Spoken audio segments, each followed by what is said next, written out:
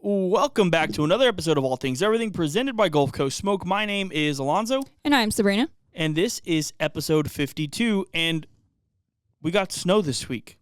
Snow. Yeah. We got snow this week. What did you think of the snow? We got ice. Yeah, we got ice. We were a little bit excited because we did think it looked like there was a possibility to get some snow. And we actually pretty much just got ice all over the place, all over the house. We have a little cover. You said it's called a shade sail. Right. We have a shade sail in the backyard that actually covers pretty much our whole porch. And it got like completely iced over, and it was really windy, and it got ripped down. And so I'm actually just waiting for the weather to get a little bit more dry and not as cold.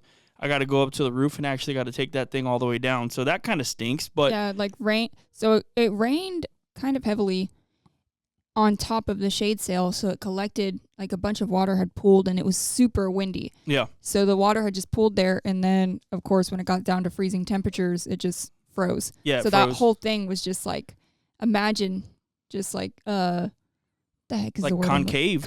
Right. And then just frozen. And if you touched it, it just started to break all over. Yeah, it was kind of crazy. Yeah. And I came home yesterday. So yesterday was the day where I guess it snowed. I mean, right. I woke up and there was like ice all over the ground, and it kind of looked like snow. I actually, on our trailer, there was, on the fender, there was a bunch of ice. So I wrote 2025 in it just because it's like a memory of, I guess, of a cold moment for us at least. We don't really get those here in South Texas. But yeah, it was yesterday was pretty awful, especially being at work and we had to be outside for a little bit. It was pretty awful. But overall, today was actually kind of nice. I mean, it was cold, but it was sunny. So we were able to kind of get away with being outside if we needed to at work, and it actually felt pretty good. So I was happy today. Yesterday, not so much, especially because it was raining, sleet, and it was just really ugly. But that was our snow day. I still had to go to work, and, we unfortunately were not able to package and send orders yesterday, so we got a bunch of them sent out today. And, we've been struggling, actually, because our PostNet, which is where we used to drop off all of our packages to, they no longer receive packages. So we can't go drop off our UPS, USPS, FedEx packages to them anymore.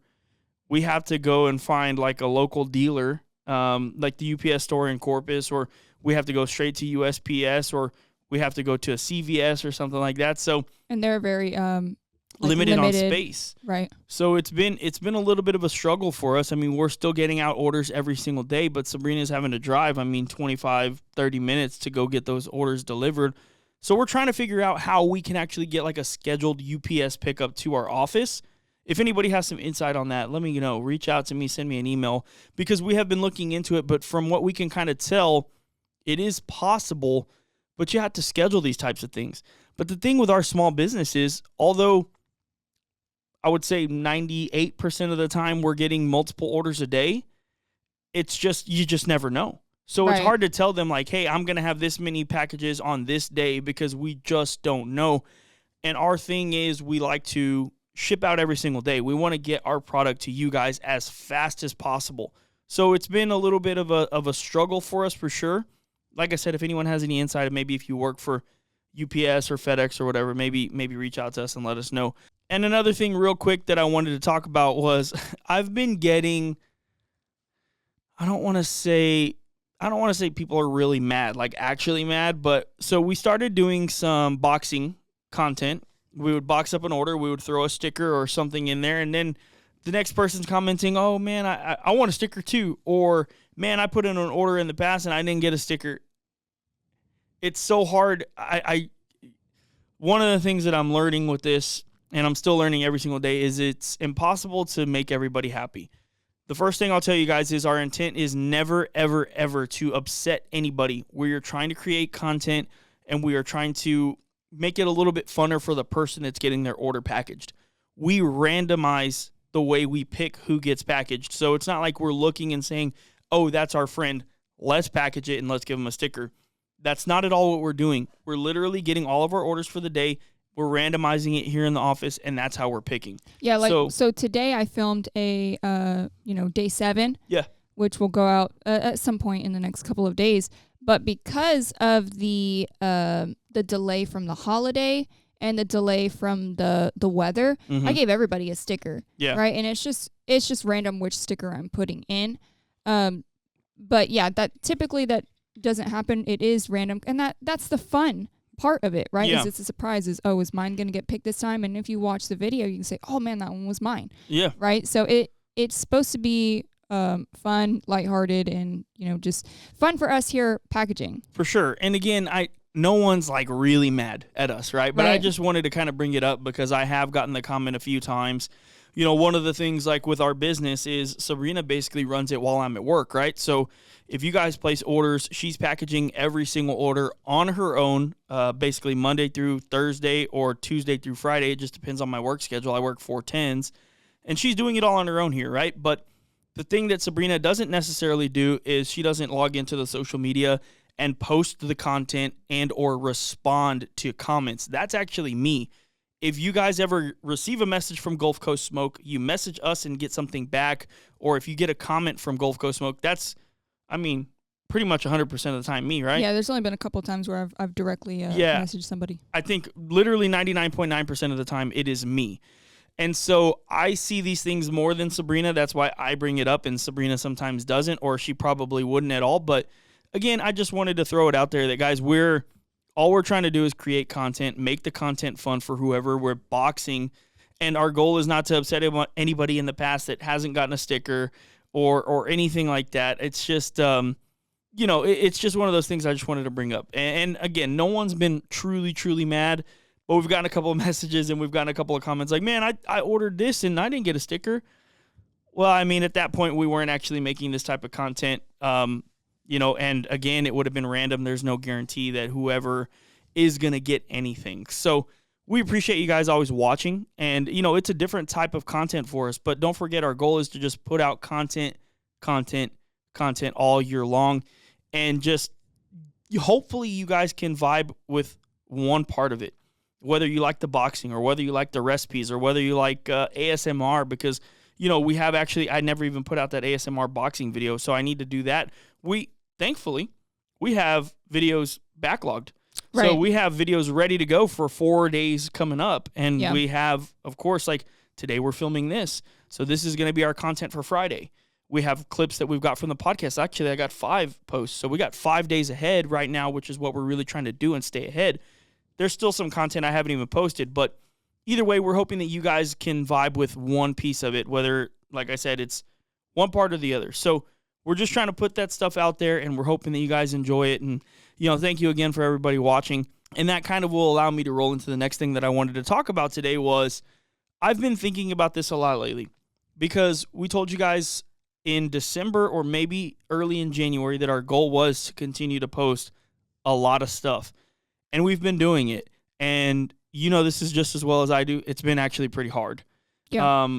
Like yesterday, I worked late. I came home from work, and then I had to come over here to the office. I was over here by myself for hour and a half, filming, editing, doing voiceovers, and then I go home, we eat dinner, basically spend some time with the kids, go to sleep, and then I go to work. That being said, the thing I wanted to bring up was I get asked all the time, how do I start? What do I need to do?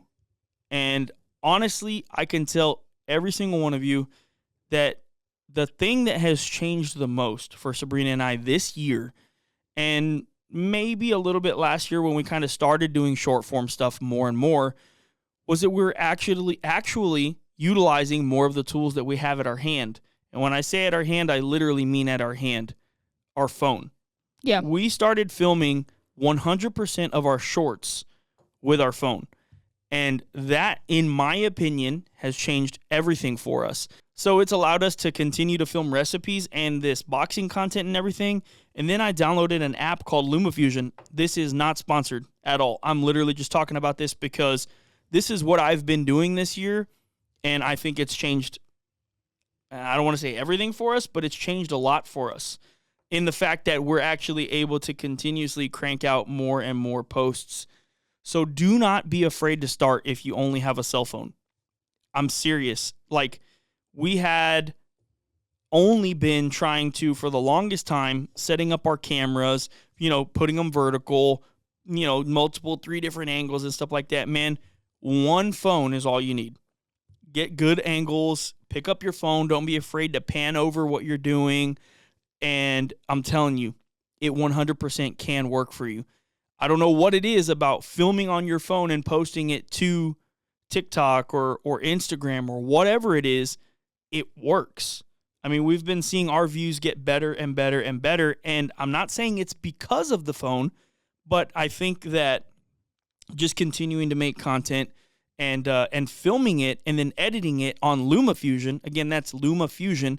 Like I said, this is just something that I use, and I want to help you guys. If you guys want to learn or want to start creating content, I highly, highly, highly recommend using LumaFusion. It's actually pretty close to Adobe Premiere Pro, which is what we use at the house when we're editing on our PC, but this is just like a light version of that. And it's allowed us to, again, like I can edit on my phone. Instead of watching content, I'm trying to create content, and I can do it all through my phone. And you see it all the time at the house, right? Like I'm there, and instead of now scrolling through Instagram or TikTok or whatever, like I'm editing on the phone. So it's been really, really easy and really, really fun to do all this on the phone. So, man, if you have an iPhone or an Android or whatever, and you can download LumaFusion, I promise you can make good content. So if anybody out there is wanting to get into it, do not be afraid to pick up that phone and go, go, go. The only other thing that you probably would need is a good mic. Like we have good mics right here, and I've been doing a lot of voiceovers, and that makes it a little bit harder. And it makes it a little bit more, what's the word I'm looking for? It takes more steps, right? So we're filming, and then I'm editing, and then I'm coming over here, and I'm filming voiceover, and then I'm re-editing to match the voiceover with the actual footage. So it does take a little bit longer, but I mean, it's one of those things where I definitely think the grind is worth it. And, we have personally been seeing some payoffs this year from picking up the phone and using the tools that we have literally at our hand. Yeah, so LumaFusion is actually what we use prior to Adobe Premiere Pro. Yep. And previous to that was iMovie. Yeah. And so LumaFusion is also a great start. What would you call that? A program? Yeah, it's a program. Yeah, it's a great starter. Well, I mean, technically, it's an application because I don't believe you can get it on your PC. So it's an application. So just real quick, we actually started on a MacBook Pro, 5 years ago almost now. Right.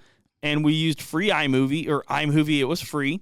Then I figured out that you can use LumaFusion, and I bought an iPad Pro, and we were editing full-length videos on an iPad Pro with LumaFusion, and it 100% worked.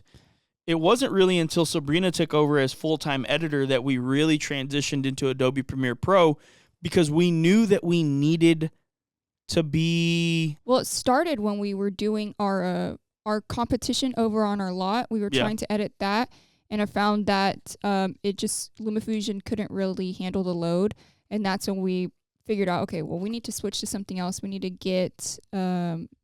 become more knowledgeable with Adobe Premiere Pro. Yeah. But LumaFusion is, I think, great for if you're starting out and you're not doing, 20 to 30 minute videos. But even for so when I'm in here filming stuff on my phone, if it's ASMR and I'm not filming any additional sound to go over it, I'll use iMovie to edit it, and it's really easy. Mm-hmm. If not, then I'll go use the iPad and use LumaFusion if I need to add any sort of voiceover. Yeah. But using the phone, because what we would do is when we were filming long form content, we wanted to make sure we've got it in short form as well. Yeah. So we were having to take our cameras and then switch the orientation, refilm that portion. We need to make sure we get a little bit of seasoning in short form, or else we're not going to have it right. So that became so strenuous. Yeah, no, I mean, sorry to cut you off, but so the hard part about it was whenever you're filming for short form with a camera, you have to either one of two things. You have to make your camera vertical, or you have to back up enough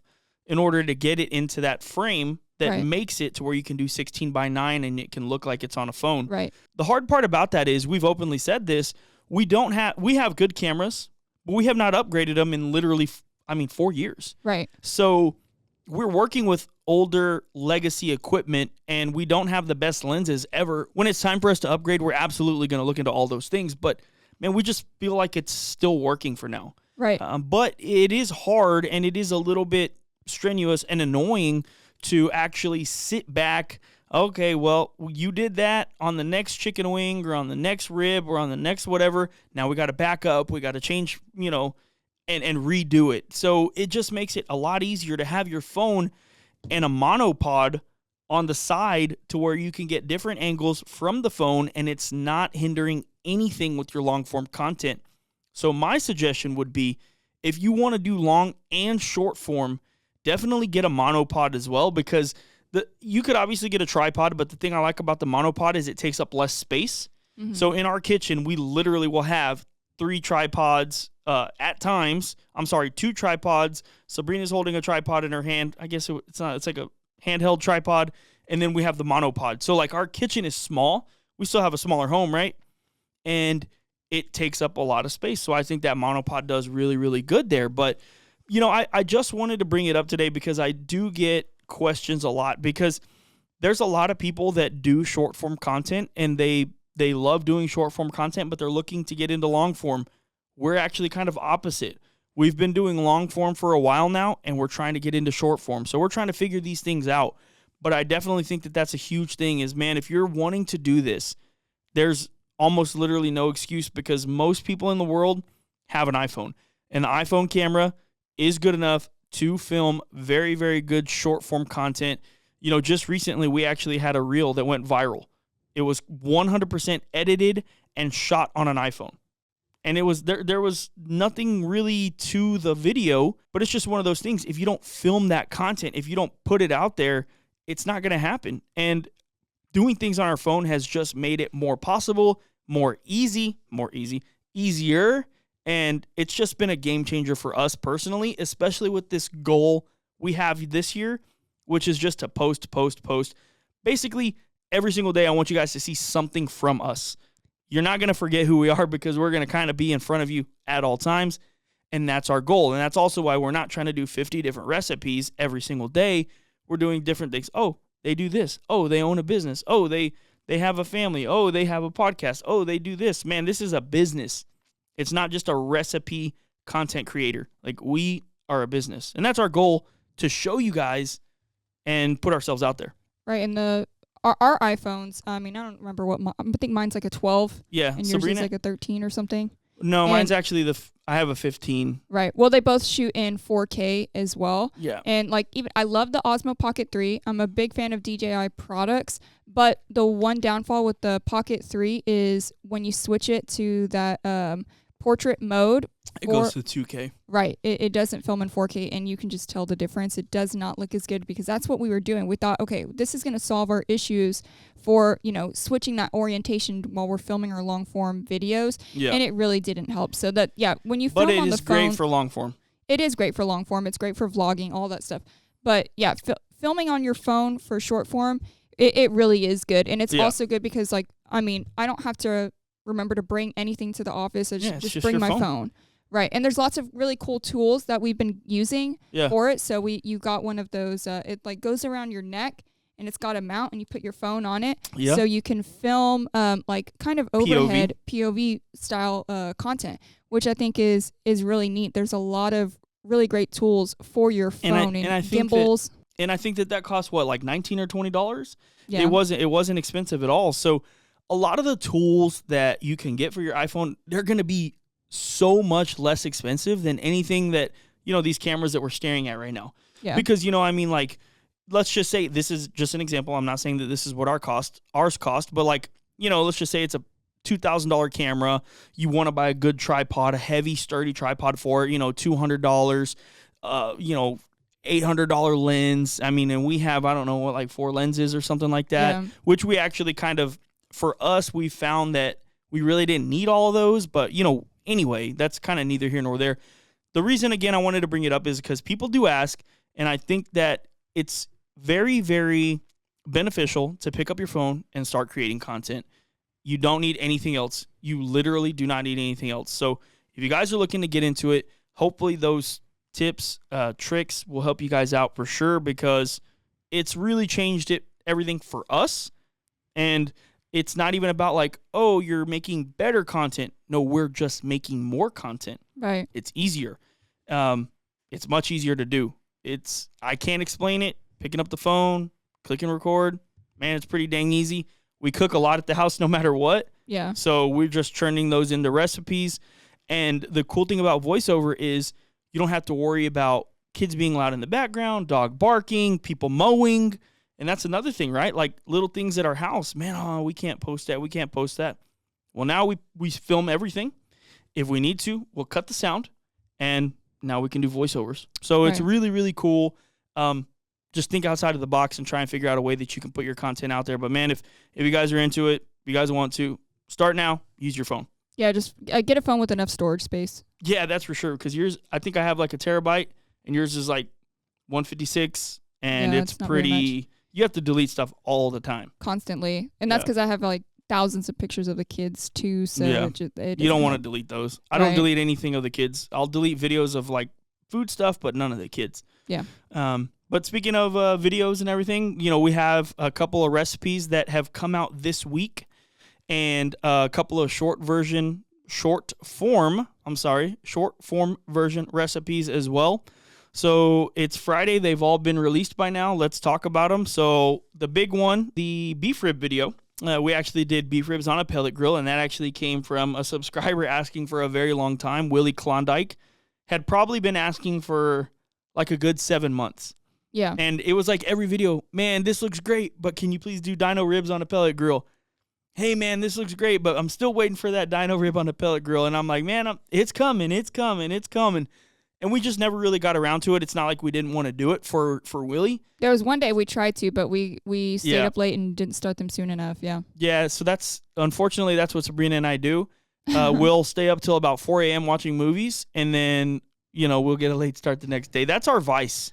Sabrina and I don't drink. We don't smoke. We don't do anything like that, but we like to stay up late watching movies. And sometimes she'll even let me stay up late playing video games. So anyway, but we ended up getting the video done, and I can honestly tell you, in my opinion, so we did these on the Weber Searwood XL. We used hickory pellets, and we got the beef ribs from Tuttle's Meat Market, and I can say, for me, without a doubt, that was the best beef rib I've ever had in my entire life. Oh, yeah. What do you think about the beef ribs? What do you think about the recipe that we put out there? Let's talk about it a little bit. So, first of all, I think this was the fastest we've cooked beef ribs. I mean, it took 5 hours. Less than 5 hours, 5 hours with the rest, of course, but the actual cook time was less than 5 hours. So I think it's super fast. It's super easy. Mm-hmm. I think the key and the reason why you thought that those were probably the best is the sauce. For sure. We typically don't sauce our beef ribs, but I guess maybe it's just a little bit of that competition thing, right? Like putting a little bit of sauce on our brisket, on everything. It's kind of like, why not? We enjoy it now more than we used to back in the past. Yeah. So we just threw a little bit of sauce on there, and I mean, we both said this. It really took it over the top because you have that rich beef rib. It's so marbled. And somebody mentioned this in the comments, but it's like burn ends on a stick on a rib. Yeah. Right. And that's one thing I've always said about beef ribs is I think it's even better than brisket, especially because I think most people's favorite part of the brisket is going to be the burn ends. For sure. They're so well marbled. Or the fatty part. Right. And so that's how beef ribs are. Like it's marbled all the way across. And so, I think adding that sauce, that layer of sweetness really cuts through the amount of salt, the amount of pepper, and the fattiness of the beef rib. So they're so rich. Right. That you can eat them in my opinion, you can't really eat a whole rib. Yeah. You'll feel a little bit sick, right? Because it's just so rich. And I actually also did want to talk about this as well because I got a comment, and I'm looking at it here, and it says, I was in love with this video, ... until you started talking sauce on these delicious dino ribs. If the beef is cooked right, which this certainly looks to be perfect, why complicate it with sauce? I actually responded to the comment, and this is exactly what I said. And I said, in my opinion, it doesn't complicate it. It actually complements it. Beef ribs are super savory and fatty, and cutting it with the slightest bit of sweet just makes for such a good bite. If you don't like barbecue sauce, though, just leave it out. That's the best thing about cooking. We all have our own ways to do it. And I wanted to expand into that just a little bit. So kind of like Sabrina was saying, we put a heavy salt and pepper seasoning on this beef rib, on this rack of beef ribs, and then we threw trifecta over it, which is another savory seasoning. So you got plenty of salt there. And then there's so much marbling. If you guys watch the video, look at how much marbling was in those beef ribs. So that when it's rendered out and when it's cooked perfectly, which again, I do think we cooked them very well, it's like butter. So butter, again, it's fatty, it's savory, it's almost a little bit salty. So you got salt on top of savory. And then what we ended up doing was, and I want you guys to watch the video because I do think it's a great, great video. What we ended up doing was we ended up putting a liquid in the wrap. So we put butter and we put beef broth in there. And then again, like always, I put the bones down because I want that to pull that liquid to pull some of the flavor out of those bones. And then we actually mixed the sauce with some of that au jus. So it was not just straight sauce, and it was actually very runny, right? So like it was easy to pour. There was no thick layer of sauce. Again, if you guys watch the video, and we'll put a link in the description, you'll see it right away. Oh, those are not saucy at all. Right. There's a light layer of sauce, the lightest, slightest layer of sauce, and I promise you it complements the beef because of how savory it is. Now, would I put a barbecue sauce on a ribeye steak? No, I wouldn't. Absolutely not. I would not do that because I don't think that needs it. I don't think that is that savory, too salty, too anything. But man, beef ribs, although they're amazingly delicious, man, they are very, very savory. And again, I mean, I personally stand by it, man. I think it's hard to eat a whole beef rib. They're huge, and there's a lot of fat, and they're very salty. And that was the best beef rib that I've ever had. And I definitely, I hear you guys. I know what you're saying. Why does a perfect piece of meat need barbecue sauce? But I've said this before, and I'll say it again. I do not think that a good sauce can make good barbecue worse. I never will. I think if you pick the wrong sauce, maybe it doesn't complement it and it doesn't make it good. But man, all we did was we got Killer Hogs, the barbecue sauce, and again, we mixed it with that au jus, which is the beef broth, the butter, and then, of course, it pulls some of that flavor out of those bones, so it's really, really beefy, really good and savory, and then we just mixed it with a little bit of a sweet sauce.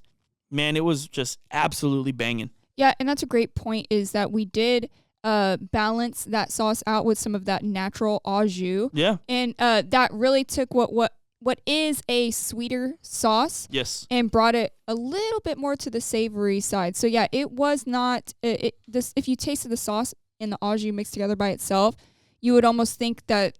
I mean, you could taste that beef flavor in it. Yeah. It's almost as if it was made from the beef ribs, right? Yeah. Because of that au jus. So yeah, it's not overly sweet. It acts more like a glaze, and I think.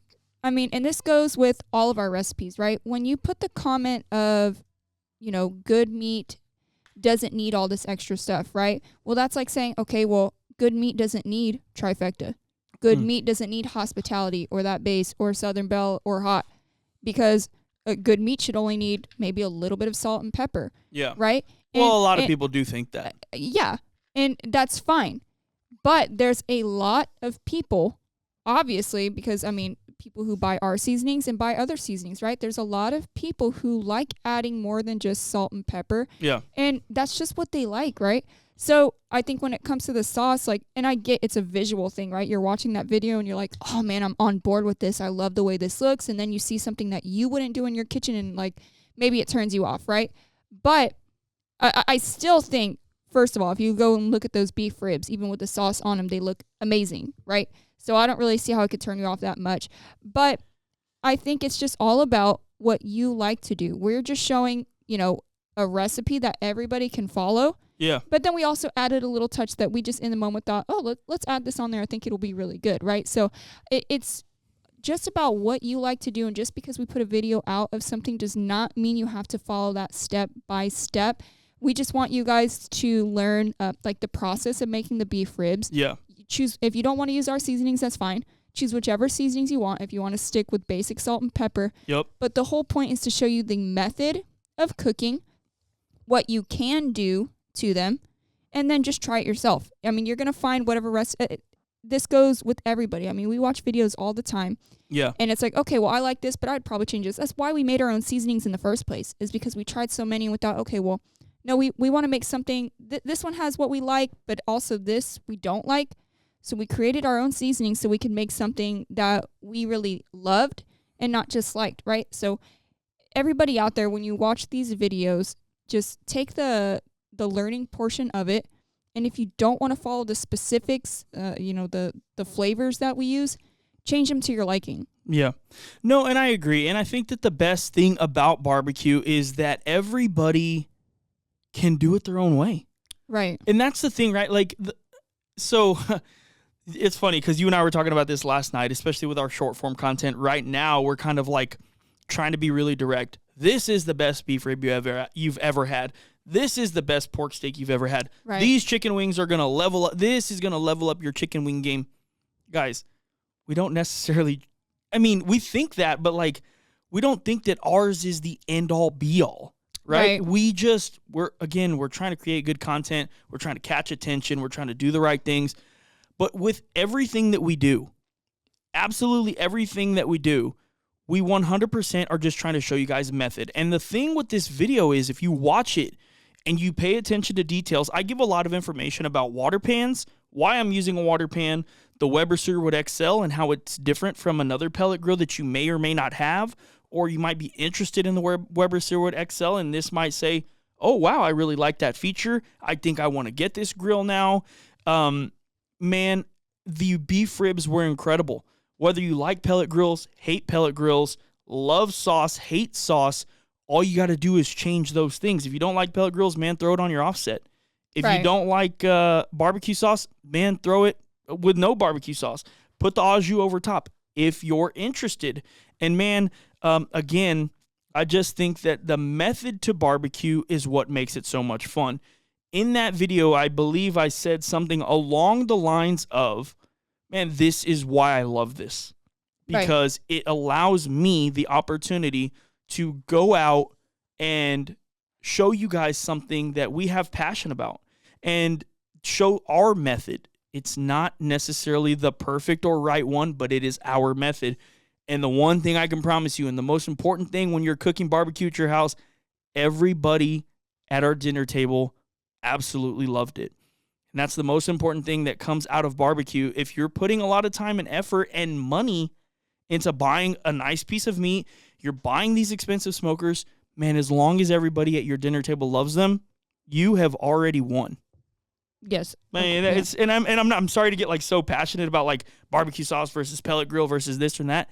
Man, everybody has different palates, bro. You know what I mean? Everybody has different palates, and there's nothing wrong with you having a different one than me. But man, I just think that this is an opportunity to try something different. I would be willing to bet 9 out of 10 people, if you tried that recipe, would love it. I understand there's going to be people that, I didn't like the sauce, I didn't like this, I didn't like that. 9 out of 10 people will absolutely love that recipe. Yeah. I truly, with everything in me, believe that. Yeah, and I think the video that we did where we compared a competition brisket to a backyard brisket and the competition had the sauce, I think people were so surprised by how much they actually liked the one with sauce. And here's the thing is, I know everybody, I'm the same way. I don't always like sauce on things, and that's just a personal preference, but I'm not against sauce. And most of the time when we eat a piece of barbecue that has sauce on it, I'm surprised by, I actually really like this. I enjoyed it more with the sauce, right? And I think we have it in our heads that, things should be very simple. It doesn't need this. But when you have a good sauce, it really does complement it.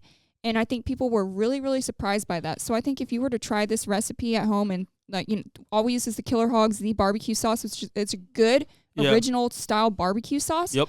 And when you use that, you're going to be surprised how much it does complement it instead of we weren't drowning it in sauce. We weren't dipping it in sauce. It's just a light layer. And it really does complement it. So I think if you tried it, you would be pleasantly surprised. And that's the other thing that I will say. And so there's a lot of great barbecue sauces out on the market. There is a reason that Killer Hogs, the barbecue sauce, and vinegar sauce have been my favorite sauce. Dude, Yeah. I'm telling you, yes, we are 100% affiliated with Killer Hogs and How to Barbecue Right. But if you guys go back to the videos, and you can even ask Sabrina, at one point it was probably annoying how much I wanted to use vinegar sauce on everything. Like, I'm talking chicken wings. I'm talking like literally everything. And then their hot sauce as well. We're not talking about hot sauce, but like, I have loved these products for years. And there's a reason why we haven't switched for them, because they're original and they're consistently good. And man, what I'm saying is, find you a barbecue sauce that you like that much and play with it and try and implement it into your recipes.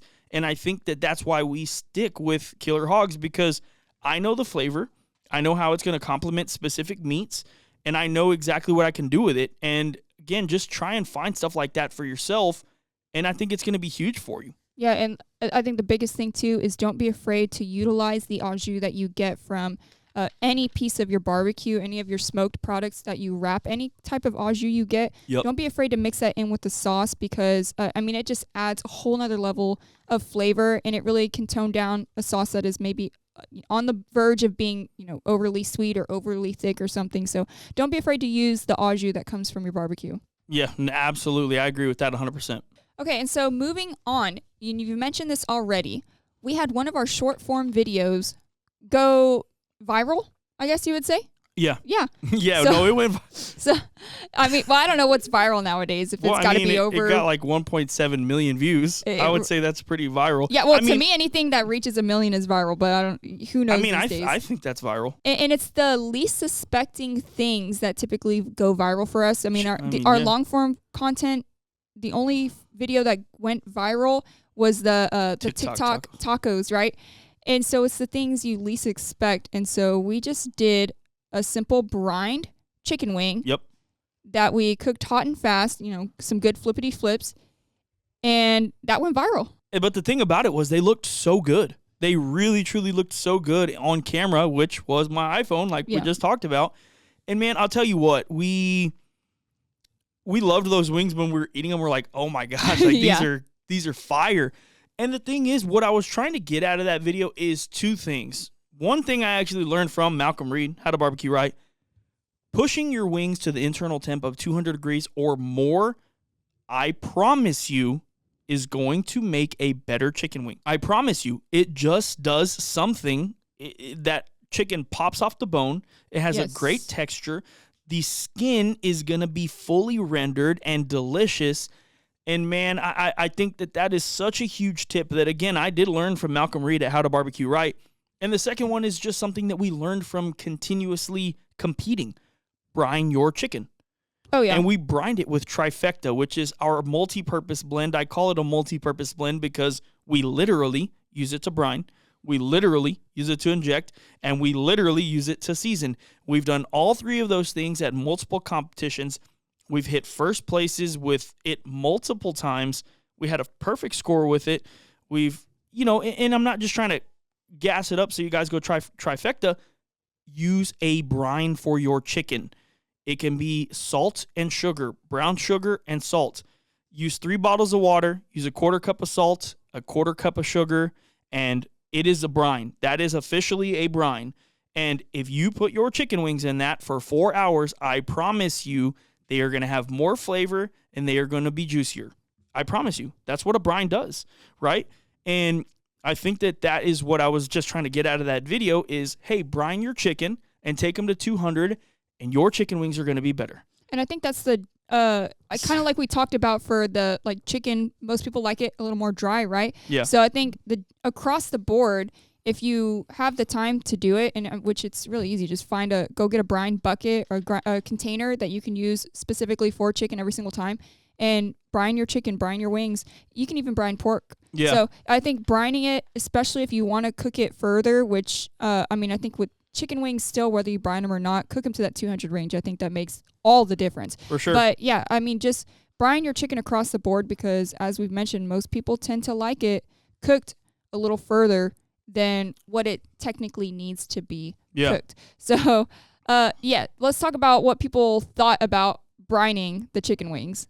So, I mean, we got a little bit roasted. So the big thing that we got roasted for was I used bottled water. And people were like, well, you don't have tap water? Like, you're just wasting plastic? I'm like, man, I'm not trying to do that. We recycle. You know what I mean? Like, we it's so hard, man. You're just trying to make a recipe and then you get roasted. So I mean, we really do recycle, guys. I promise we recycle. So we use the bottles of water, and some people didn't like that. Comp people know. Yeah, comp people know. Comp people know. Bottles of water, the thing about bottles of water is they're consistent. You get the same thing every single time as long as you stick with the same brand, right? Yeah. So that's kind of what we do and what we like to do even at the house. So it was that, and then I got roasted pretty bad about the way I bit the wing. Some guy on Facebook was like, man, you might want to watch out how you bite that wing, bro. You're going to turn on the wrong person. And I ain't going to lie, I started laughing because of that, because of the way I put the whole wing in my mouth and popped it out, and it was just the bones only. Turn on the wrong. And so people are just kind of, but when your videos go viral, that's going to happen. You open up the floodgates for getting so roasted. And even the TikTok tacos, right? Like, I was saying tortillas, and they were like, why are you saying it like that? Why are you saying it? I'm like, I'm a Hispanic man. I don't know. Like, that's the way my family says it. Like, that's the way I say it. Yeah, like quesadillas, jalapenos. I don't know. Like, that's just, like, yes, I can say jalapeno. Yes, I could say quesadilla. But, like, I don't know. Quesadilla, that just feels more right to me, right? Or like I can say tortilla. I can, but, like, tortilla is the way my mom says it. My dad says it. Like, I don't even know. But at the same time, I'm openly going to admit I do not speak Spanish, right? So, like, I guess I could kind of see where I'm getting roasted, but, like, I got roasted on that one. Yeah. But it's kind of funny, and at the same time, it's one of those things. I'll also tell you guys this: if you are going to create content and you do have something that pops off, man, just be ready. I mean, but Sabrina and I, we're able to get some laughs out of it these days, and a lot of the times, if you comment back, they're actually like, oh, man, super glad you took that lightly. And like the guy that I told him, I was like, ha, ha, ha, ha, man, I guess it is what it is. Like, if the wrong person gets turned on or the right person gets turned on, I'm like, man, I guess it is what it is. All I did was bite a chicken wing. I can't do anything about that. I just bit a chicken wing. And it was kind of funny. And, that was, I had a guy that was like, you dork, you don't need to do all that for just chicken wings. You don't need to do all that silly stuff for chicken wings. I'm like, bro, I got a good laugh from that one. I was like, bro, I just brined them. Like, dude, I didn't do anything crazy. I just brined them, flipped them, and cooked them to 200. Take your bucket and you put them in and you close it, and that's it. That's it. And I also got a little bit of crap because I did not say how long I brined it, and they're like, what? So it just goes in and then you pull it out, and I'm like, I'm sorry, I forgot to tell you to brine for 4 hours. That is my fault, guys. I'm sorry. So yeah, anyway, that was the chicken wings. Those went viral, and it's funny. The cool thing about creating content, especially with my wife, we were talking about this last night, like, our lives are, obviously we're married and we have kids, but, like, we also run this business together that we take super duper seriously. And so we're always talking about either the business or the house or the kids or, house payments coming up or whatever. Like, everything that we do in our lives have been revolved around each other since we've been 19 and 20 years old, which is crazy to me to think of, but that's exactly why this is so fulfilling when we do see small wins like this, which that's a small win. Because it's not like, oh, you went viral and now you're a full-time content creator. That's not necessarily exactly where we're at yet, but it's a step in the right direction. It gives us the confidence. Okay, we're creating good content. It has the possibility of getting good views. Let's keep rocking and rolling. And I think that that's the best part about it. But the chicken wings were great. If you guys have not, follow us on Instagram, follow us on TikTok and on Facebook and YouTube, of course. That we post short form content on all of those platforms, and it's something that we're doing basically daily right now. And so the other recipe was, what was it? Pork steaks. Yeah. Now we got these from Tuttle's, and they come pre-seasoned. And so you've said this plenty of times, but their pork steaks in particular are one of your favorite barbecue items. I mean, every time we go eat there, you're definitely getting those. And a lot of the times I'm getting double pork steak with extra pickles because I don't know what it is. Eating a Tuttle's pork steak with a pickle and then their sauce all together, I'm like, dude, like this is it right here. This is the meal. Yeah. And I've texted Cody and I've even asked Mr. Tuttle. I'm like, how long are you guys cooking those? At what Yeah. temperature? Like you've heard me. Yeah. I'm like, what are you guys doing? And they're like, oh yeah, we cook them at 250 for 4 hours or whatever. And I'm like, dude, I did that at my house and it was not this good. Like, what the heck is in that smoker?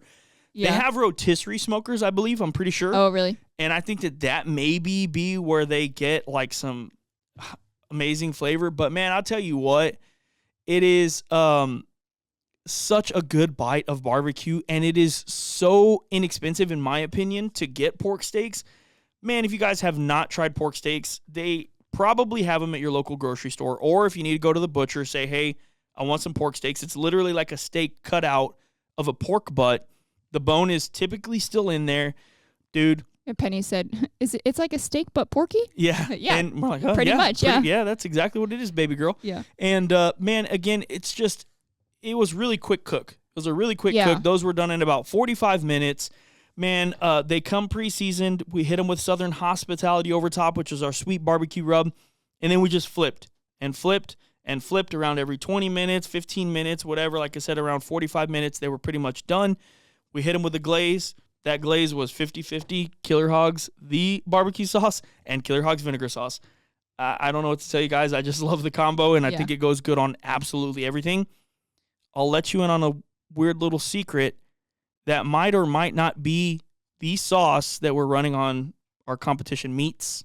I don't know. Anyway. Well, and so another factor for both of those recipes is we cooked them both on the little shorty by Quattro D Drums. Yep, Is that what Bobby he's calling Delgado. them, the shorties? Yeah, so Bobby made us a shorty. So basically it's a 55-gallon drum. I think I said this last podcast too. It's like half of a 55-gallon drum. It's got the basket on the bottom, and you just fill it up, you light it up, and man, you're ready to rock and roll. Those two recipes that we made on our shorty drum by Quattro D, out of this world. Yeah, that thing cooks so well. So I'm not going to lie to you. I wanted it to be my chicken cooker for competition. I don't know if it's leaving my backyard, though. Yeah. Because that thing we literally cooked dinner 2 times this week already on that thing. Yeah. And I don't know if I want to put it in the competition trailer. I don't know. I just love it in the backyard. The thing, I feel like it's almost like a mixture of a drum smoker and a kettle. 1,000,000%. Yeah, because those pork steaks, they had a really nice smoke ring, but they didn't take long to cook. So you got that nice, some of these pieces had a little bit of char on them. And the same with those wings. You had to make sure you were flipping them because they were getting a little bit of char, but they almost had that smoked flavor. No, seriously. So yeah, it's almost like a mixture of the two devices. And I thought, both of them were really good and everything cooked really fast. Yeah. No, and so, yeah, for sure. I mean, those wings, if we were to cook them, so we've cooked wings many times at a competition at 300 degrees, and it takes us like 2 hours. Yeah. And obviously we're opening and trying to baby them, so we're losing a little bit of heat. We're doing this, we're doing that. We're taking it out, we're putting them in a wrap, all that stuff. So that all equates for maybe, 30 minutes of cook time. So we might be looking at maybe realistically an hour and a half of cook time if we're cooking them on a drum or, a kettle at a competition or a pellet grill or whatever. But, man, the shorty cooked it quick, and it cooked it so good, and the texture was there, and everything was just truly, truly, truly incredible. And, man, I'll tell you what, I love the drum. And like I said, I don't know if I want to take it to a competition because I think I need that in the backyard all day, every day. Yeah, and it's just like, literally, that's what I'm cooking dinner on tomorrow night. Like, it's just such an awesome cooker. Yeah, I love it. It's easy to light, yeah. Yeah, seriously, shout out to Bobby. If you guys have any interest in getting one, you got to reach out to Bobby Delgado, Quattro D Drums. I don't have anything bad to say about it. And he can do a custom powder coat any color you want. I got mine black and silver, so it's like black with a bunch of silver sparkles on it. San Antonio Spurs, baby, my favorite NBA team of all time. So anyway, but yeah, I mean, the wings and the pork steaks were fire. You could check out both of those videos in short form on all of our platforms right now, actually. So, yeah, check them out. And just to see if anybody had any questions. So, we're almost an hour into the podcast. We won't necessarily be able to get through all of them. If we don't get through all of them today, we'll try and get them in on next week as well, okay? So, I'm going to go to the post here, and I am going to go to the top make it drop. I'm just kidding. So Raul Villanueva, can you make some al pastor tacos for the channel? Also, what's your favorite taco? I think that's a really good idea. We could definitely look into doing that. My favorite taco would have to be our brisket tacos. We made some burnt-in tacos. We put a little pico de gallo on them. We had a cilantro lime sauce, and excuse me, they're fire. If I do say so myself, they're absolutely incredible. So it's that's my favorite, and yes, that's a good idea for a recipe. Brandon Perryman says, "What is the hardest part for you in creating new recipes?" I think for me, it's trying to make sure that you're not just creating something to create something. Yeah. So you're trying to, of course, be inventive with the recipe because there's so many recipes out there, but you don't want to do something just for the sake of making it new. Yeah. You know what I mean? Yeah, I think that's a good point, right? So anything new, I think when Sabrina and I have had success with a recipe, it's not trying to overdo it, it's letting it come naturally. So a lot of the times we won't change anything, like for example in competition, we won't change anything, and I say it as if like, oh, I just make random decisions on the fly and blah blah blah. There's always a method to my madness, right? Yeah. So like the very first time I ever decided, hey, I want to put barbecue sauce on top of our ribs before we put it in the wrap, there's a reason I wanted to do that, right? It's because I wanted to start building the flavor on top of those ribs to where we didn't have to set it as long in the end or do certain things. And so I think the hardest part about it is actually coming across something that feels worthwhile of changing in general. Right. So but I think there's also so many, like the chicken wings, the beef ribs, you can do them 100 different ways, and they're all going to be different in their own way. So, it's not too complex, but it's just trying to think of an idea that you think is worth doing without just seeming redundant or like you're trying to be over the top. So Doug Peterson asks, he says, choose. Every brisket you ever cook comes out perfect, but you can never watch the Spurs again. And we talked about this just a little bit ago. Favorite team of all time. Or lifetime courtside seats to the Spurs, but you've become allergic to brisket. That's an easy one for me, I think. Oh, yeah, give me the Spurs tickets. Yeah. Easy. Because it says you've become allergic to brisket. It doesn't say you can't cook them right. Yeah, it doesn't say I can't cook them right. Hey, I can hopefully still cook them very good, and I just will not eat them. Yeah, you can still eat some beef ribs. Yeah, I'll still eat beef. I'll still eat beef ribs. Give me the lifetime Spurs courtside tickets every single day of the week, and that's not even. It's not even close. Yeah. Not even close. Yeah. Charles Kramer says, "What is your favorite thing to eat on a Friday night at a cook?" On Friday night at a cook would be my dad's country-style pork ribs and jalapeno cheddar sausage from H-E-B. Oh, yeah, that's a good one. And on a tortilla with some mustard for the sausage, and then my dad's country-style pork ribs, man, and a Coke Zero in the water. I don't know. Yeah. That just hits different, man. And being at a cook-off is always so much fun in general. Having your dad there, man, and cooking up some amazing food. My dad's one of those guys that, like, he don't use a temp or nothing like that, man. He just nails those country-style pork ribs every time, though, man. It's crazy. They're almost like those pork steaks, just a little different shape. Yeah. Maddie Lopez Trail says, favorite sauce for competition, Killer Hogs, the barbecue sauce, and vinegar sauce. You just mentioned that earlier, 50-50 combo. Yeah. Yeah. Jonathan Burnett says, what sanctioned events do you prefer entering? KCBS, IBCA, or CBA? And of course, why? I will say for me, I love CBA because I love the walk-up songs. Yeah. I think that adds a whole different element. We've done all of them. I like IBCA, which for reasons that you've mentioned and probably will here in a second. But I do like KCBS. I just wish there was more of them here. But I love the fast-paced 30-minute windows between each turn-in. I think that's really exciting. It's really fun. We just don't have enough of them here. Yeah. And Jonathan, I hate to give you this answer, but man, I love them all. Right. And I don't really, I love them all. I love KCBS because of the fast-paced environment, like Sabrina said. I love IBCA because I love the fact that everybody is on the same playing field, meaning you have to turn in brisket slices, you have to turn in 1/2 chicken, and you have to turn in 8 ribs, or I think it might be 9 now. But you have to turn in the same exact thing every single time, and I love that. CBA, they're just so much fun. I love hearing our walk-up song. I love the pork edition. I was going to say addiction, sorry. I love the pork edition. Man, they're all fun. I've never done a Lone Star. I've never done an Outlaw. Our goal is to do one of those, here hopefully soon. But, man, I love them all for different reasons, and I will cook them all continuously. Yeah, I will say I don't think we would ever stick with one and one only for the rest of our competition career. And that just goes to prove, we do enjoy all of them. Yeah, our next 2 contests are IBCAs. Yeah. So, anyway. If you had to start, Sean Trainer says, if you had to start your podcast over from the beginning, what would you do differently? I don't know. I mean, probably nothing, because I think it's one of those things where you have to start it.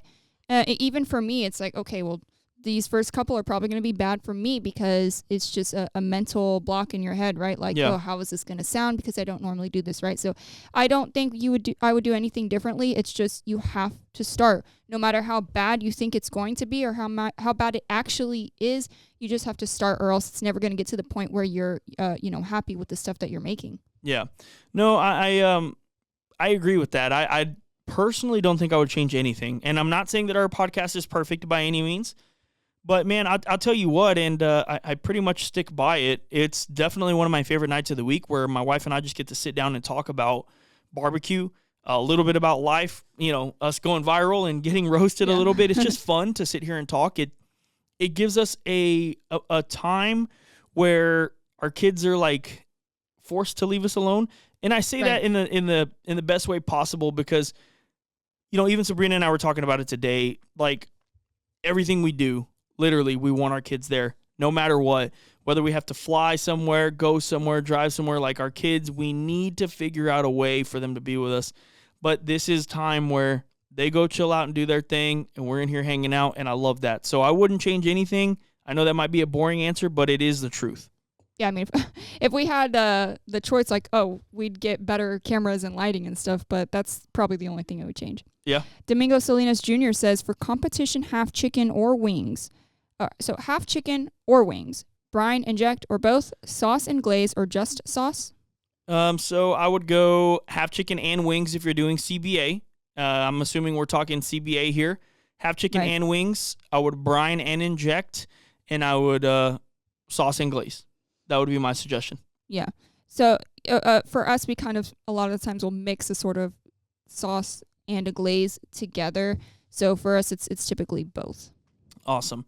So we do have plenty more questions left, but this will be the last one, okay?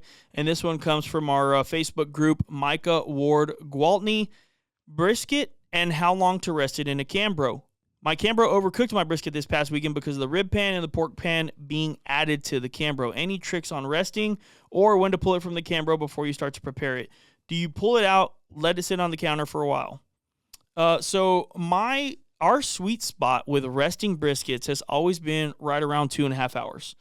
And it's not quite resting the whole entire time. What we'll typically do is we'll take the brisket out of the smoker and we'll actually vent it. And I'll just put it on top of the Cambro for around 30 minutes, and I just let it stop cooking. I'm looking for it to stop cooking. And then what I'll do from there is I'll put it in the Cambro, and we'll just continuously burp it. We'll be opening it and trying to make sure that it doesn't overcook or, continue cooking in there. Yeah, we're usually opening it every hour for those turn-ins, getting stuff out. So. Exactly. But I think the biggest key is letting it sit on top of your Cambro with some of the foil open, and let it vent for 30 minutes so it does fully stop cooking. And if you want to test it out, which we have done, put a probe in there, make sure it's coming down, make sure it's around that 180 mark or whatever and coming down, and then that should be a good time for you to close it up in the Cambro and then continue working. But I do like around 2.5 hours. I think that works really well for us, and we have definitely had that happen to us as well. But it's most of the time when we get done early and we put it in right away and we're not really focusing on what we're doing. So I think if you focus on letting it vent, you're going to be in a really good spot. Yeah, shoot. We've had times where that brisket was done late and it got no rest and it did great. Yeah. So, yeah, we've had those times where it comes off early and it's going to get a little bit of a longer rest. One thing is if you have a lot of au jus in there, we typically we'll remove it, strain it, and then add some back in so it's not just sitting in all that hot liquid as well. Sometimes that can make a difference. I don't know if it's making a difference for you or not. Yeah. Or if you have au jus mixed in with that wrap for your brisket. Mm-hmm. But yeah, definitely making sure it stops cooking before you put it in the Cambro is huge because it's already hot in there from everything else. Yeah, for sure. Especially if you already have other meats in there, like Sabrina said. So, great questions today. Like I said, we would love to keep going, but we're already pretty much around that hour mark. So we're just going to go ahead and let you guys go. Did you have anything else you wanted to talk about before we let everyone go today? No, I think that's it. Hopefully everybody is staying safe out there with this cold weather. Some of you have it worse than we do. Yeah, and we're in Texas, so to us this is like, oh my gosh, this is kind of like a big deal for us. And we understand you guys that are up in the north, and this is probably like, these guys are punks, right? But it was already sunny and getting hot today. Oh yeah, I was feeling really good outside today, but. Man, I'll take this time to say thank you guys for watching and listening. If you haven't subscribed to the channel, you can do that right now. Don't forget, we have social media platforms all over the place, and we'll put a link in the description for you guys to go ahead and follow us there. So thank you guys for watching. If you're listening, thank you for listening. Share this podcast with somebody that you think may love barbecue or our content. We'll see you guys on the next one. Peace.